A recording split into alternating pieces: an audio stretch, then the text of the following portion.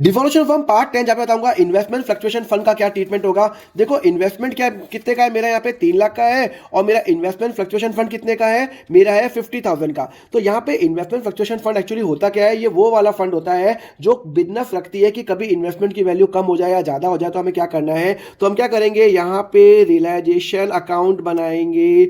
सबसे पहले हम इन्वेस्टमेंट को ट्रांसफर करेंगे। कितना ट्रांसफर करेंगे, हम ट्रांसफर करेंगे जितनी हमारी बुक वैल्यू है, और इन्वेस्टमेंट फ्लक्चुएशन फंड को भी हम ट्रांसफर करेंगे 50,000। मतलब मैं इसको यहां ट्रांसफर करूंगा, इसको यहां ट्रांसफर करूंगा, बट ऑब्वियस अब उसके बाद मैं केसेस देखूंगा।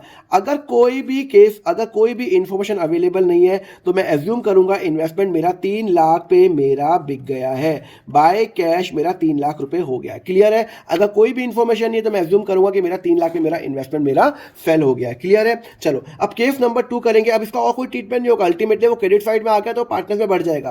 केस नंबर 2, अगर मेरी इन्वेस्टमेंट की वैल्यू 3 लाख है तो 3 लाख है तो मेरा 3 लाख भी मेरा बिकेगा, तो भी मेरा सेम ट्रीटमेंट होगा।